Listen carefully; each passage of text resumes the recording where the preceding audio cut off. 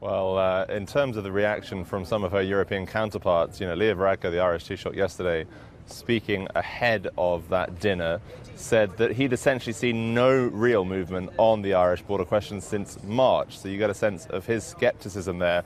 Earlier this week, Michel Barnier, the European Commission's chief Brexit negotiator, had talked about some fresh proposals around that thorny question of the Irish border. He talked about building on existing controls that already take place between Ireland, the island of Ireland, and Great Britain, the other parts of the UK.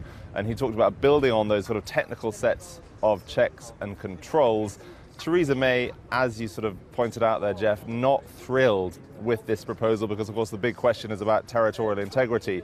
But Donald Tusk, the EU Council President, calling them all together here, trying to get them to hash things out, saying once again, and we've heard this record before, that we are entering a very important part of these negotiations, a crucial inflection point. Take a listen.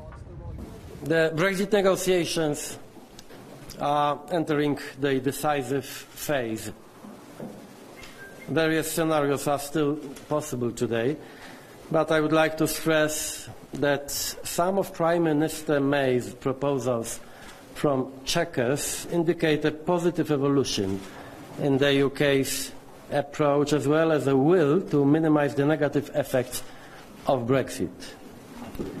By this I mean, among other things, the readiness to cooperate closely in the area of security and foreign policy.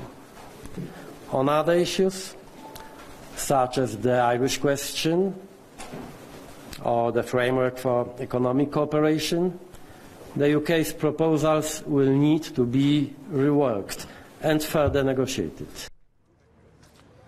And on that Irish question, they're really now both sides getting into the nitty-gritty of sanitary checks for livestock, customs and excise checks for certain businesses that perhaps aren't proving to be as trustworthy as others. There are a lot of outstanding questions about how technically this is feasible, whether the EU will have personnel involved in this, whether it will be British officials.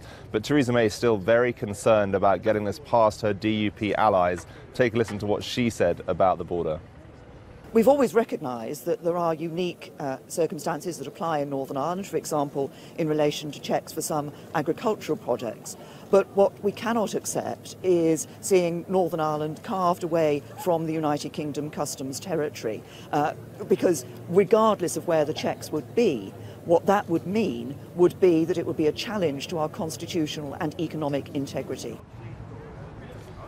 This all comes back to this so-called backstop agreement that was agreed back in December, whereby if there's no deal come late March, then we will have Northern Ireland remaining in alignment with the European single market, as well as essentially remaining part of the customs union. The challenge for Theresa May, of course, is getting that past not only some of the staunch Brexiteers within her Conservative Party, but also the DUP, who want no apparent perceived division between Northern Ireland and the rest of the United Kingdom, guys. Hey everybody, it's Hadley Gamble from our new CNBC Middle East Bureau in Abu Dhabi. Thanks for stopping by. Now to watch more, you can try one of the videos that just popped up on your screen. And don't forget to subscribe.